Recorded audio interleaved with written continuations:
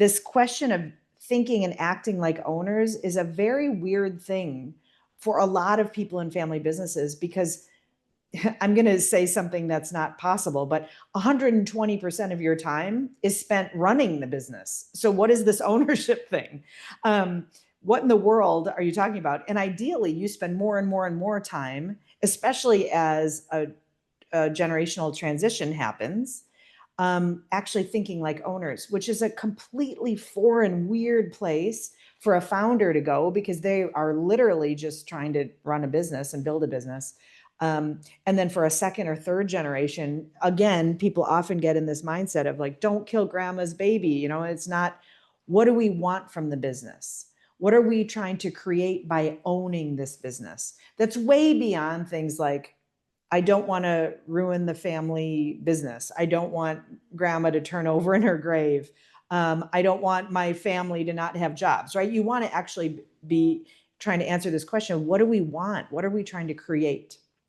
Some examples of the way people that I've worked with have answered that is things like, we love creating amazing jobs in our community.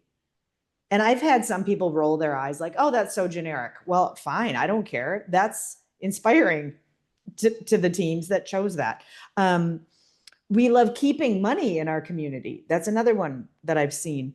Another why they own the business was they wanted to create entrepreneurial opportunities for the many people. This was like a fifth generation family, for the many people in our family. What that turned into was, holy cow, we need to sell this company and create a fund where family members can apply for grants to get things going. Like, that is the direction they went. They realized this fourth generation business, the actual work of the business, wasn't so much their cup of tea anymore.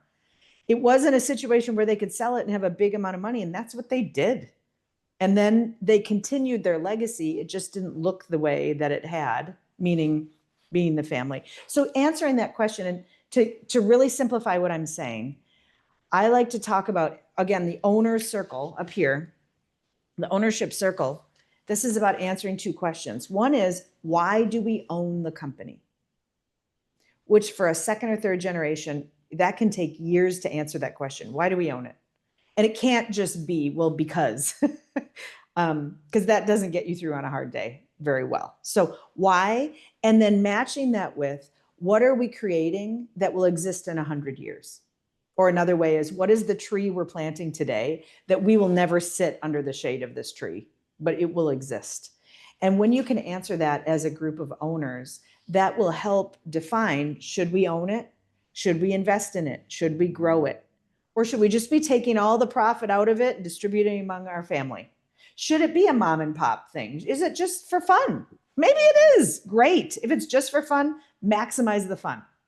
If it is because, like the example I gave, you want to create generational wealth so that your church is funded for the next 200 years, well, then build the business around that concept.